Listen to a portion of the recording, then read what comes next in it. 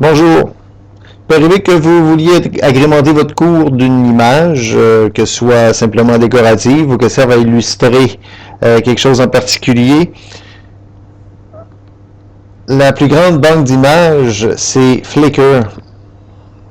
Et dans Flickr, il y a des images qui sont libres de droit qu'on peut utiliser. Il y a notamment la licence Creative Commons, donc qui nous permet d'utiliser des images, mais en mentionnant évidemment l'auteur et la fameuse licence. Donc si j'ajoute cette image-là qui provient de Flickr, je dois, au bas de l'image, donner le nom de son auteur et ajouter la licence Creative Commons. C'est là que ça se complique parce que je dois aller éditer ici et ajouter une autre petite image, soit le logo Creative Commons.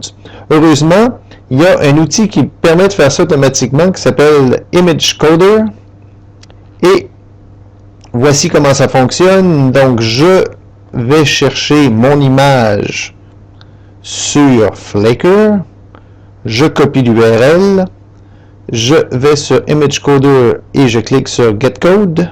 Il me parle anglais, mais c'est pas grave, il parle pas beaucoup. Et on va me générer ici. Et il y a même une vérification de la licence. Donc, je peux partager et je dois donner le nom de l'auteur et je dois accepter évidemment si je modifie, si j'adapte cette image-là, bien que je puisse la partager avec d'autres, mais on ne s'attardera pas à cette partie-là. Moi, je vais aller chercher mon code ici, qui va me permettre d'intégrer mon image dans Moodle. Alors, je vais le faire dans ma section 2. Je vais créer une étiquette.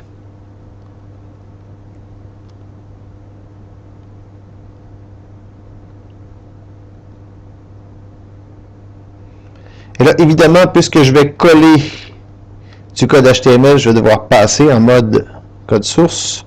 Je colle. Ici, par contre, si je veux être puriste, je vais aller faire une petite modification. Chaque fois que je vais voir l'occurrence by en anglais, je vais remplacer par la préposition par. Ici.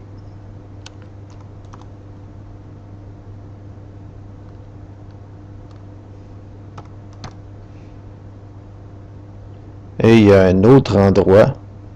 Donc, c'est jamais évident quand même de trouver deux lettres à l'intérieur de ça.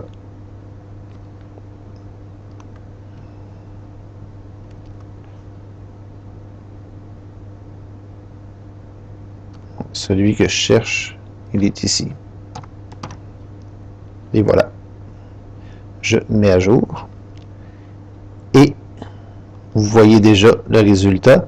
Donc, j'ai la mention Creative Commons avec l'image et le nom de l'auteur. Alors là, je suis en règle et je vais enregistrer mon étiquette pour revenir à mon cours. Et voilà. Donc, mon image est intégrée. Alors, l'outil en question.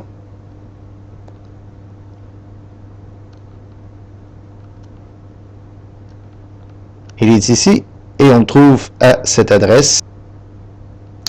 Et voilà, à cette adresse,